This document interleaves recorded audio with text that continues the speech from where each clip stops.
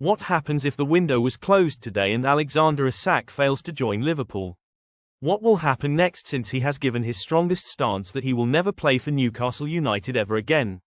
Will he be punished? Could it affect his career? Okay, sit down and relax, because I have all these answers for you. Let's start by understanding Alexander Isak.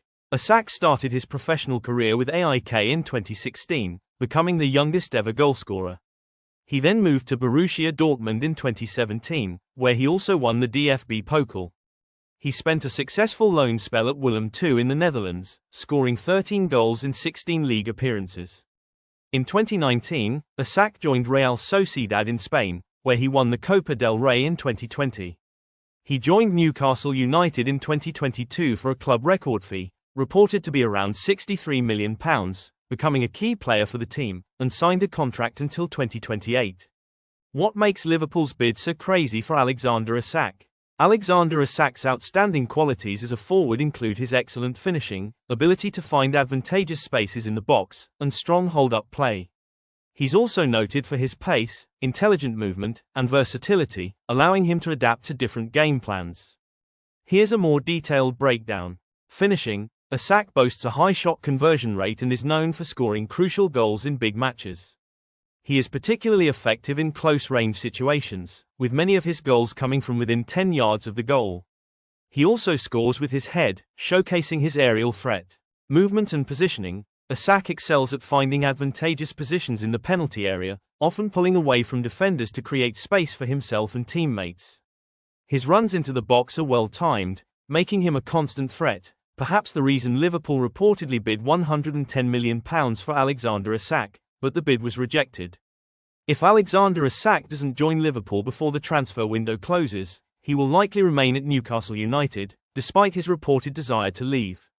Newcastle is reportedly unwilling to sell him unless they receive a huge offer and can find a suitable replacement, which seems unlikely given their other transfer targets.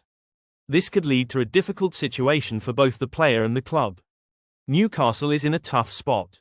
They've lost Callum Wilson and are facing pressure to sell Isak, but they need to find a replacement if they do. Without a suitable replacement, they're unlikely to let him go. Isak is reportedly adamant he wants to join Liverpool and may not be happy staying at Newcastle. This could lead to friction between the player and the club. If Isak remains at Newcastle, he may struggle to integrate back into the squad, especially if he feels he's being forced to stay. This could also impact his World Cup chances with Sweden. Liverpool may have to look at other striker options if Isak doesn't join. They have already had a bid rejected and may not want to pay a premium for a player who is seemingly unwilling to play for Newcastle. There are several possible scenarios. Newcastle could find a replacement. If Newcastle can sign a striker before the deadline, they might be more open to selling Isak. Isak could stay put. If no replacement is found, Isak will likely remain at Newcastle, but his future at the club will be uncertain. Newcastle could lower their asking price. If Newcastle lowers their asking price, Liverpool may reconsider a move.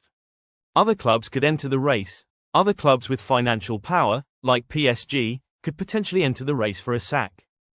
Is Newcastle United right to say there's no chance for Alexander Isak joining Liverpool FC? Are they doing so under the limits of FIFA rules?